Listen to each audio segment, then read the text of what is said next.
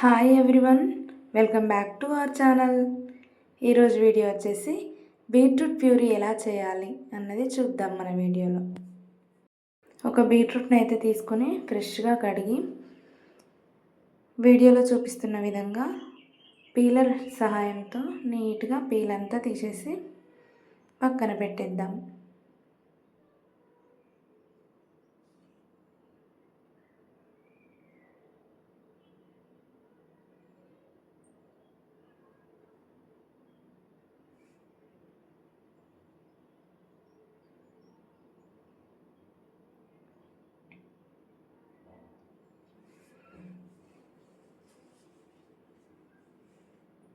Beetroot పిల్లలకు పెట్టే ముందు ఒక విషయం మాత్రం ఖచ్చితంగా మనం గమనించాలి. బీట్రూట్లో నైట్రేట్స్ చాలా ఉంటాయి కాబట్టి మనం బీట్రూట్ని స్టీమ్ చేసి అస్సలు ఇవ్వకూడదు పిల్లలకి. ఓన్లీ ఉడికించి మాత్రమే నీటిని తీసివేసి ఉడికించిన బీట్రూట్ ముక్కలను మాత్రమే మిక్సీ జార్లో వేసి గ్రైండ్ చేసి ఇవ్వాలి. మనం ఇచ్చే క్వాంటిటీ కూడా మొత్తం చాలా ఒక బీట్రూట్ మొత్తం ఇవ్వకూడదు, ఓన్లీ హాఫ్ బీట్రూట్ మాత్రమే ఇవ్వాలి. తక్కువ పరిమాణంలో ఇవ్వాలి. బీట్రూట్ని ఖచ్చితంగా నీటిని వంపి ఇవ్వాలి. ఇవి రెండు మాత్రం ఖచ్చితంగా గుర్తుపెట్టుకోవాలి మనం పిల్లలకు బీట్రూట్ ప్యూరీ పెట్టే ముందు. పైన వీడియోలో చూపిస్తున్న విధంగా బీట్రూట్ ముక్కలను ఈ విధంగా చిన్నగా కట్ చేసుకోవాలి.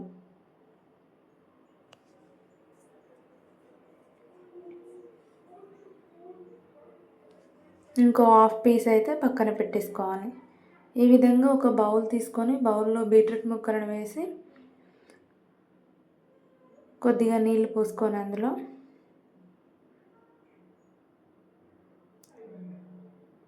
మూత పెట్టేసి స్టవ్ ఆన్ చేసి స్టవ్ పైన అయితే పెట్టుకోవాలి.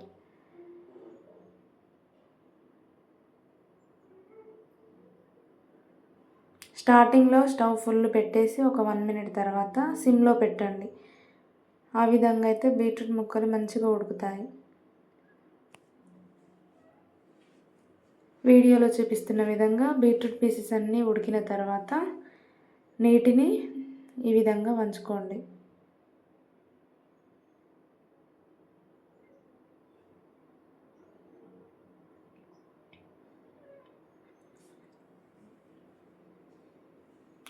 బీట్రూట్లో ఉన్న నైట్రేట్స్ అనేటువంటివి బీట్రూట్ ఉడికిన తర్వాత నీటిలోకి వచ్చేస్తాయి కాబట్టి నీటిలో ఎక్కువ నైట్రేట్స్ ఉంటాయి.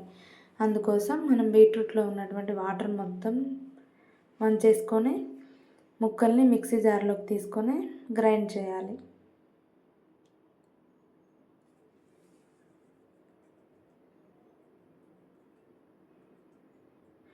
నైట్రేట్స్ ఎక్కువ ఉండడం వలన ఆ ఫుడ్ ఎందుకు పెట్టకూడదంటే పిల్లలకు మోషన్స్ అవుతాయి.